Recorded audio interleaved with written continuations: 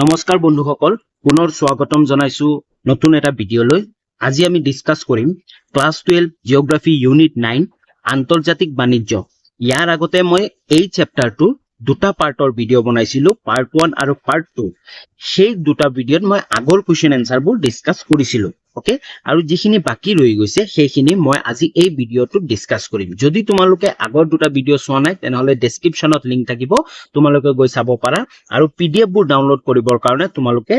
Telegram চেনেলত join হ'ব পাৰা। ডেসক্ৰিপচনত লিংক আছে আৰু তাৰপে পিডিএফ বোৰ ডাউনলোড কৰিব পাৰিবা। ওকে, তো আন্তৰ্জাতিক বাণিজ্যৰ বাকি কোৱেশ্চন এনসাৰবোৰ আমি ডিসকাস কৰো।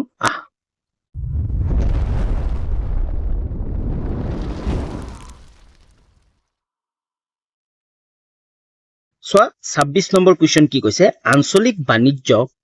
গোট বুলিলে কি বুজা? ইয়াৰ মুখ্য বৈশিষ্ট্যসমূহ আলোচনা কৰা। আঞ্চলিক বাণিজ্যিক গোট বুলিলে কি বুজা আৰু ইয়াৰ মুখ্য বৈশিষ্ট্যসমূহ আলোচনা কৰা। সোয়া, পৰস্পৰ পৰিপূৰক অথবা সদৃশধৰ্মী বাণিজ্যিক সম্পদৰ অধিকাৰী আৰু ভৌগোলিকভাৱে সন্নিধ্যৱৰ্তী ৰাষ্ট্ৰসমূহৰ মাজত অন্তঃৰাষ্ট্ৰীয় বাণিজ্য সম্প্ৰসাৰণ আৰু উন্নয়নশীল তৃতীয় বিশ্বৰ দেশসমূহে সততে মুখামুখি হৈ অহা বাণিজ্যিক সমস্যাসমূহ সমাধানৰ উদ্দেশ্যে গোলকীয় বাণিজ্যৰ পৰিসৰত কিছুমান বাণিজ্য গোট গঢ় লৈ উঠিছে। এই বাণিজ্যিক গোটসমূহকে আঞ্চলিক বাণিজ্যিক গোট বোলে। ওকে, মানে যি উন্নয়নশীল তৃতীয় বিশ্বৰ দেশসমূহ আছে ন, সেই দেশসমূহে বিভিন্ন ধৰণৰ এই বাণিজ্যৰ ক্ষেত্ৰত কিছুমান সমস্যাৰ মুখামুখি হৈ আহিছে। সেই মুখামুখি হৈ অহাৰ কাৰণে তেওঁলোকে সেই উদ্দেশ্যে যিকোনো সমস্যাৰ মুখামুখি হৈ আছে সেই সমস্যাবোৰ সমাধানৰ উদ্দেশ্যে গোলকীয় বাণিজ্যৰ পৰিসৰত কিছুমান বাণিজ্য গোট গঢ় লৈ উঠিছে, হয় নাই? এই বাণিজ্যিক গোটসমূহকে কি বুলি কোৱা হয়? আঞ্চলিক বাণিজ্য গোট বোলা হয়। ওকে, বুজি পালা? নেক্সট চোৱা, আমাক কি কৈছিল যে ইয়াৰ মুখ্য বৈশিষ্ট্যসমূহ আলোচনা কৰা। চোৱা, আঞ্চলিক বাণিজ্য গোটৰ বৈশিষ্ট্যসমূহ হল, চোৱা ক নম্বৰ কি কৈছে, সদৃশধৰ্মী সম্পদৰ অধিকাৰী আৰু ভৌগোলিকভাৱে সন্নিধ্যৱৰ্তী ৰাষ্ট্ৰসমূহৰ মাজত বাণিজ্য সম্প্ৰসাৰণৰ উদ্দেশ্যে এনে আঞ্চলিক বাণিজ্যিক গোট গঢ় লৈ উঠিছে। ওকে, খ নম্বৰ কি কৈছে, উন্নয়নশীল ৰাষ্ট্ৰসমূহে সন্মুখীন হৈ অহা বাণিজ্যিক সমস্যাসমূহ এনে আঞ্চলিক গোটসমূহে সমাধানৰ চেষ্টা কৰে। এই আঞ্চলিক গোটবোৰ কি কাৰণে বনোৱা হৈছে? এই সমস্যাবোৰৰ কাৰণে, আৰু এই যিমানবোৰ সমস্যা সৃষ্টি হয় ন, এনে আঞ্চলিক গোটসমূহে সমাধান কৰে বা চেষ্টা কৰে। ওকে, গ নম্বৰ চোৱা, আঞ্চলিক পৰিসৰত অন্তঃৰাষ্ট্ৰীয় বাণিজ্যৰ উপযুক্ত সম্প্ৰসাৰণৰ বেলিকা বিশ্ব বাণিজ্য সংস্থাৰ ভূমিকা আশানুৰূপ শক্তিশালী হৈ নুঠাৰ ফলতে আঞ্চলিক গোটসমূহ গঢ় লৈ উঠা দেখা যায়। ওকে, যে বিশ্ব বাণিজ্য সংস্থাৰ ভূমিকা আশানুৰূপ শক্তিশালী হৈ নুঠাৰ ফলতে কি হয়? আঞ্চলিক গোটসমূহ গঢ় লৈ উঠা দেখা যায়। ওকে, নেক্সট কুৱেশ্যনলৈ আগবাঢ়ো। নেক্সট কুৱেশ্যনলৈ আগবঢ়াৰ আগতে যদি চেনেলটো ছাবস্ক্ৰাইব কৰা নাই তেনেহলে ছাবস্ক্ৰাইব কৰি ল, আৰু লগতে বেল আইকনটো প্ৰেছ কৰি অল কৰি ল'বা, আৰু লগতে তোমালোকৰ বন্ধু বান্ধৱীলৈও শ্বেয়াৰ কৰিবা। যদি হাই ছেকেণ্ডাৰীত পঢ়ি আছা, আগন্তুক যি হাই ছেকেণ্ডাৰী 2025 ফাইনেল এক্সাম আহি আছে, তাৰ কাৰণে তোমালোকে এই চেনেলটোত কিছুমান বিশেষ সুবিধা পাবা। সেই সুবিধাবোৰ হ'ল ক্লাছ 12 জিঅ'গ্ৰাফি সলিউশন 2025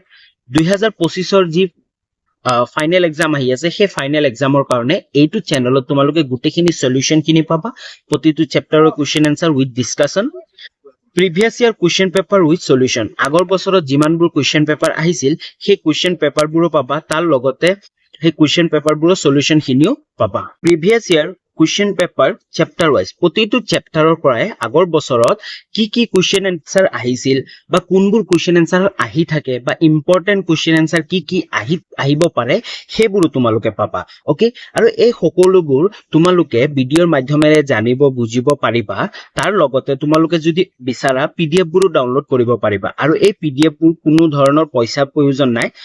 একেবাৰে ফ্ৰীতে তোমালোকে ডাউনলোড কৰিব পাৰিবা। কৰপে ডাউনলোড কৰিবা? মোৰ টেলিগ্ৰাম চেনেল ডেসক্ৰিপচনত ডেসক্ৰিপশ্যনত লিংক আছে তোমালোকে তাত গৈ চেনেলটো জইন হৈ ল'বা আৰু PDF বোৰ ডাউনলোড কৰিব পাৰিবা ওকে তো নেক্সট কোৱেশ্চন আগবাঢ়ো 27 নম্বৰ আমাক কি কৈছে বন্দৰসমূহ আন্তঃৰাষ্ট্ৰীয় বাণিজ্য প্ৰৱেশদ্বাৰ স্বৰূপ বহলাই আলোচনা কৰা এই বন্দৰসমূহ যে আছে সাগৰৰ পাৰত যিবোৰ বন্দৰ আছে হেতু কি বুলি কৈছে আন্তঃৰাষ্ট্ৰীয় বাণিজ্যৰ প্ৰৱেশদ্বাৰ স্বৰূপ মানে প্ৰৱেশদ্বাৰ সেইখিনিৰ পৰাই প্ৰৱেশ আৰম্ভ হয় প্ৰৱেশ হয় তো সেই বিষয়ে বহলাই আলোচনা কৰিব দিছে চোৱা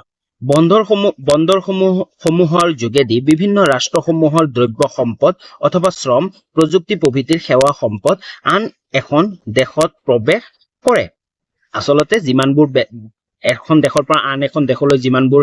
বেপাৰ বাণিজ্য হয় সেই সকলোবোৰ বেছিভাগ কিহেৰে হয় এই বন্দৰসমূহৰে আসলতে জাহাজেৰে হয় এই জাহাজবোৰ ৰখা ঠাইবোৰক কি বুলি কোৱা হয় বন্দৰ বুলি কোৱা হয় সেইকাৰণে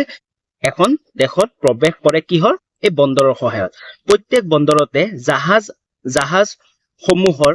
অনুৰক্ষণ ব্যৱস্থাৰ উপৰিও সৰবৰাহ ঘটা পণ্য সামগ্ৰী উঠা নমা আৰু অপেক্ষাৰত সামগ্ৰীৰ মজুদ ভাণ্ডাৰৰ সুব্যৱস্থা থাকে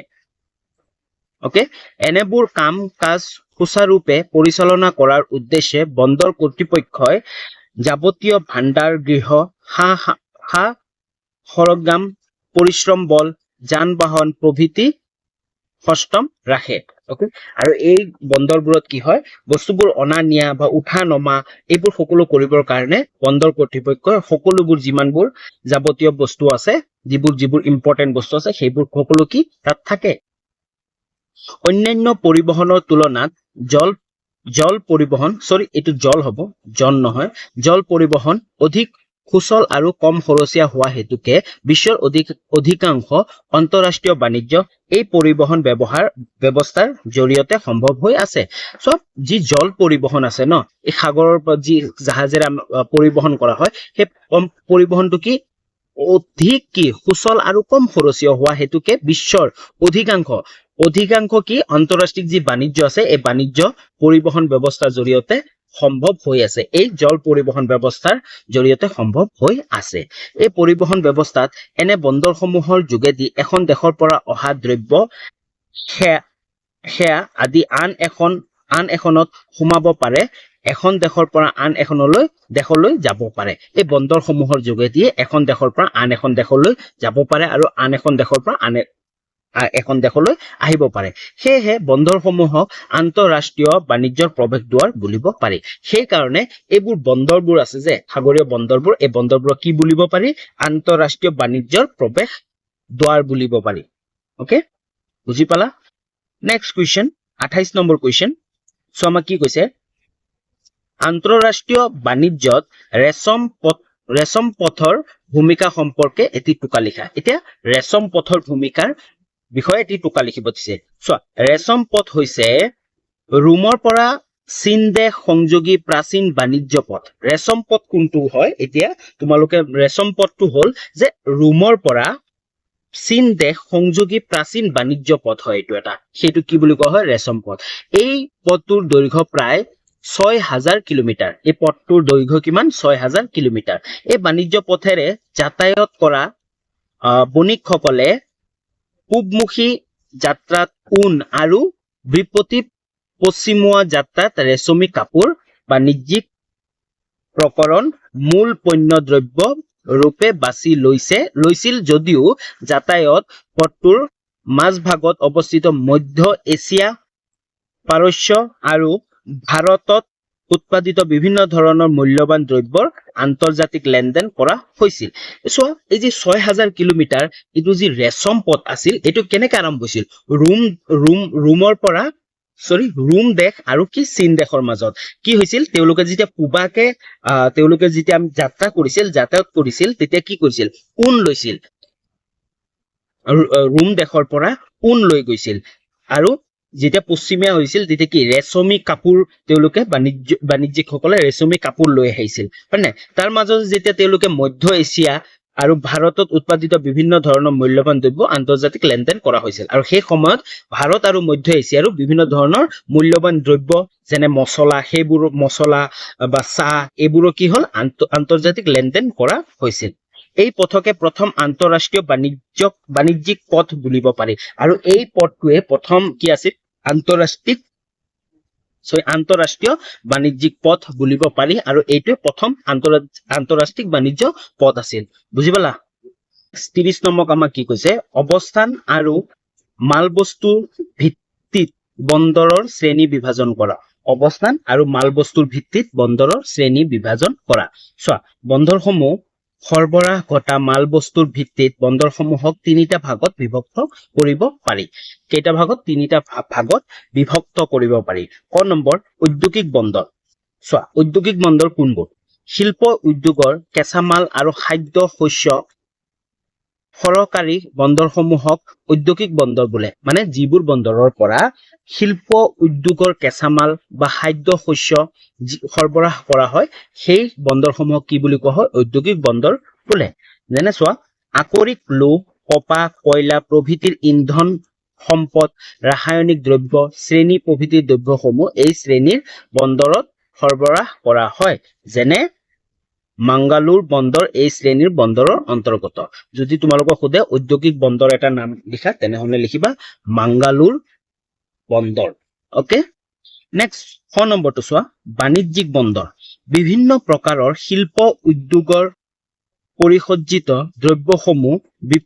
বিপণমুখী যাতায়াতৰ উদ্দেশ্যে সৰবৰাহ কৰা বন্দৰসমূহক বাণিজ্যিক বন্দৰ বোলে যেনে অষ্ট্ৰেলিয়াৰ মেলবৰ্ণ আন্দামান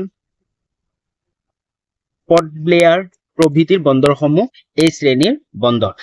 যিবোৰ কি হয় বাণিজ্যিক ৰূপত ব্যৱহাৰ কৰা হয় যেনে বেলেগ এটা দেশৰ বস্তু যিকোনো বস্তু হ'ব পাৰে গাড়ী হ'ব পাৰে বা ৰাসায়নিক বস্তু হ'ব পাৰে সেই বস্তুবোৰ আন এটা বন্দৰ বেছিকে বিদেশৰ পৰা আহে বাণিজ্য ৰূপে ব্যৱহাৰ কৰা হয় সেইবোৰক কি বুলি কোৱা হয় বাণিজ্যিক বন্দৰ বুলি কোৱা হয় যেনে এটা উদাহৰণ অষ্ট্ৰেলিয়াৰ মেলবৰ্ণ ওকে গ নম্বৰ চোৱা কি কৈছে বহুমুখী বন্দৰ এনে বন্দৰত শ্ৰেণী নিৰ্বিশেষে সকলো প্ৰকাৰৰ যাতায়াত সম্ভাৰ সৰবৰাহ কৰা হয় বৃহৎ পৰিমাণৰ সামগ্ৰী